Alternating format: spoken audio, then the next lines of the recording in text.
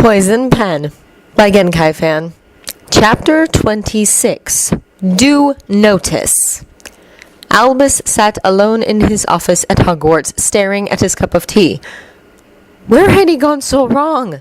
In front of him was a copy of Harry's files and brief from the meeting that had happened early that day. It was all there in front of him.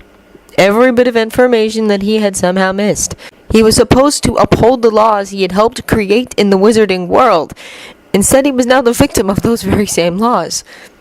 He never dreamed that forcing Harry to do the tournament, he was basically saying, "Yes, Harry, you are old enough to know what's going on, old enough to make your own decisions. By competing, you, my boy, are an adult."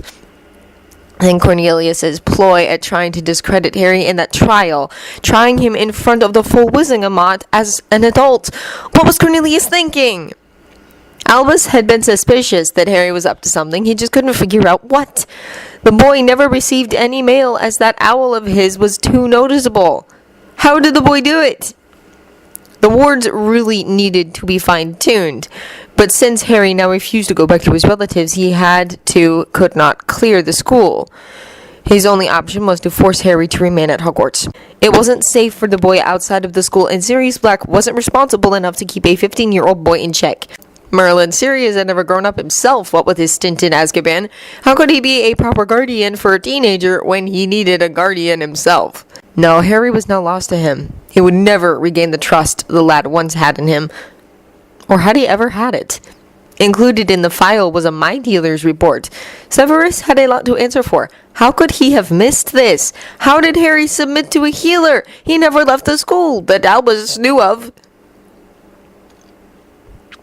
Later that afternoon, Minerva and Poppy were sitting in the infirmary office, sharing their usual afternoon tea. So far, the conversation had focused on the events leading up to Harry's emancipation. "Poppy?" Minerva queried as her old friend refreshed their cups. "Have you noticed anything unusual about Albus of late?" "You mean other than his normal meddling?" No, Minerva replied. "I was referring to his rather frightening obsession with Harry Potter." She sighed. "I know he's always taken an unusually strong interest in young Harry's life. I'm afraid the stress of being on constant watch for so many years is... well..." She stirred her tea slowly, lost in thought for a bit. Poppy watched her friend as she sipped from her own cup.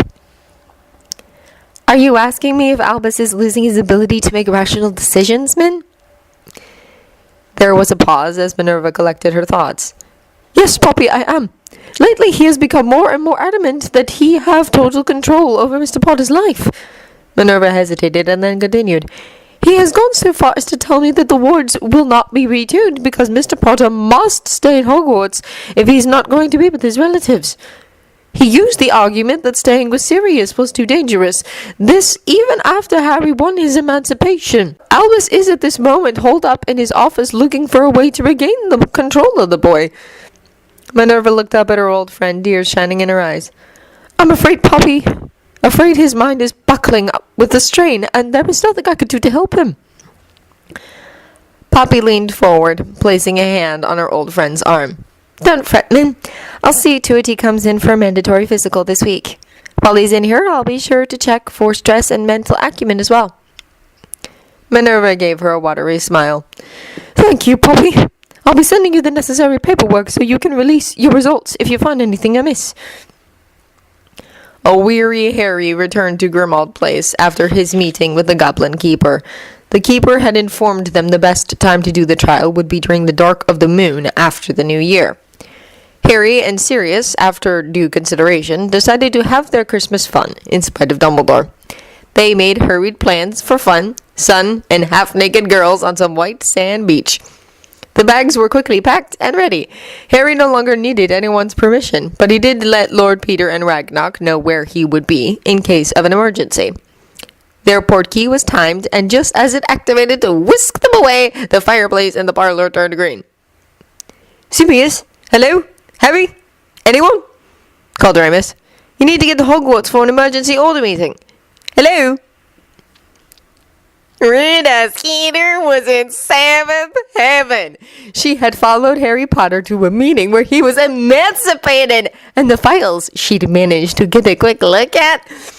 She had the story of a lifetime. Child abuse, neglect, recognized as an adult by a senile Albus Dumbledore and a bumbling Cornelius Fudge. It was the stuff of dreams!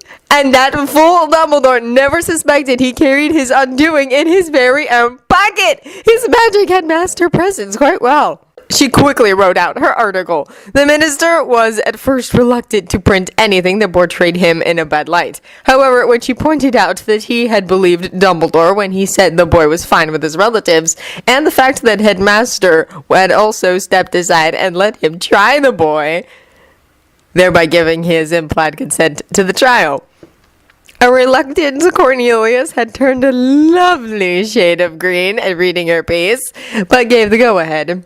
Anything to bring Potter down a notch now that he claimed not one but two lordships. The next morning, she went to the editor's office and knocked. She handed in her article and left, humming to herself. Later that day, she got word from her contact in the ministry that he needed to speak with her.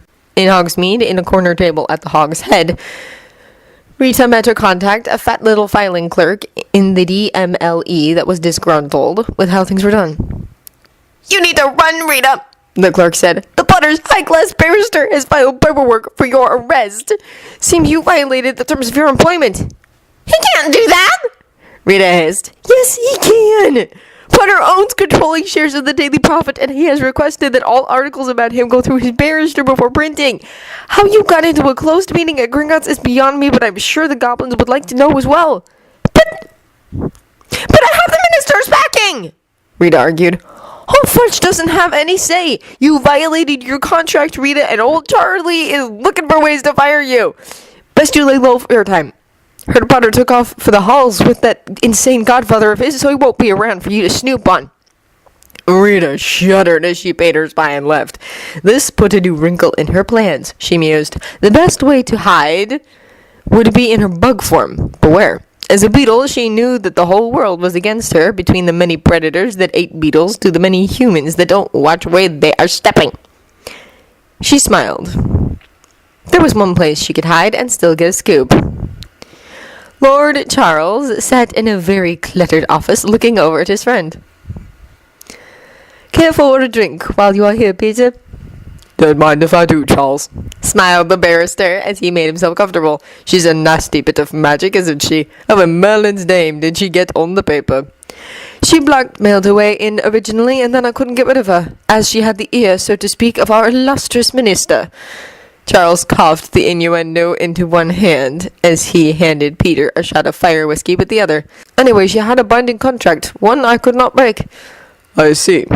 Lord Peter smirked, taking the glass with one hand while pulling out a folded piece of parchment with the other. "Thank you for alerting me about her. Yeah, this is what Lord Harry and I worked out on what should be published about his recent elevation to adulthood." Harry was coming in from the beach when Dobby popped in. "I'm sorry, Mr. Harry, sir. I've got an urgent letter for you from your Lord Beatty. He says it's about what's his name? Old Dumbly's trying to get hold of you, Mr. Harry, sir. Here is your copy of the Daily and Quibbly." Harry sighed and took the letter and package. "Thanks, Dobby." Harry James Potter Emancipated by Amy Anderson. Yesterday, in a closed session at Gringotts, Harry James Potter met with Greta Marchbanks, head of the Wizarding Children's Services, and with Amelia Bones, head of the Department of Law Enforcement, standing instead of Minister Fudge to avoid a conflict of interest. Representing Mr. Potter was his barrister, Lord Peter Flinchley Adams, retainer at law. Also attending, but uninvited, was Headmaster Albus Dumbledore, protesting this action. The meeting lasted only an hour before Harry James Potter became emancipated. His title is now Lord Harry James Potter Gryffindor, Lord of the ancient and noble houses of Potter and Gryffindor. Lord Potter Gryffindor has issued a written statement that the emancipation came about due to the actions of Albus Dumbledore, headmaster of Hogwarts and head of the Wizengamot, and Cornelius Fudge, Minister of Magic. They declared Lord Potter Gryffindor an adult through their actions this past year. Lord Potter Gryffindor stated that by forcing him to participate in the Triwizard Tournament and by trying him as an adult before the Wizengamot, both bodies of government set a new precedent and thereby declared him an adult by default. What Lord Potter Gryffindor has planned for the future is unclear at this time. He wishes to finish his schooling in peace before making any further decisions. We at the Daily Prophet wish him well. The Order of the Phoenix was in turmoil. No one could find Harry or Sirius anywhere. When asked, Remus shrugged and replied, Sirius had been planning on taking Harry away for Christmas after all. They left a note and were gone before I arrived. But it is unsafe! Molly screeched, throwing up her hands. Albus, how could you allow this to happen? You promised that Harry would be safe here at Hogwarts, or we would have demanded he come to the Burrow. No, Molly, Albus said calmly. I'm sure once I have a talk with the boy, he will only see that we have his best interest at heart. Remus snorted. Pull the other one, Albus. Harry's a lot like his father in stubbornness, but he's also his mother's son, and has a temper. Molly started to screech again until someone put a silencing spell on her. Arthur thought about removing it and chiding whoever performed it, but decided instead to be thankful for the small miracle of silence. In the deep recesses of the Ministry, Croker was going over the file on the latest reports of Lord Harry James Potter. So the boy finally managed to get out from under old Albus's control. He chuckled as he read Sparkplug's report. And Molly was heard in all her glory at Gringotts, so by morning everyone else will know as well. Boss, a letter from Twist has arrived. What does the lad have to say? Dear Unspeakables, I want to thank you for your help these past few months in supplying me with all the stats for my articles. I am wondering, though, is the Queen really going to get involved with the Wizarding World? I heard from the grapevine that Fudge is still in the dark, looking for my head. I guess I shouldn't be surprised. He always did have his head up his arse. What I am surprised about is that no one has figured out who I really am. Even Rita, in her illegal animagus disguise, hasn't found me.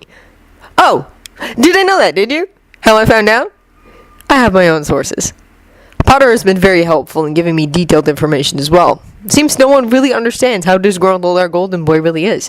He's been writing me notes since I first started my articles.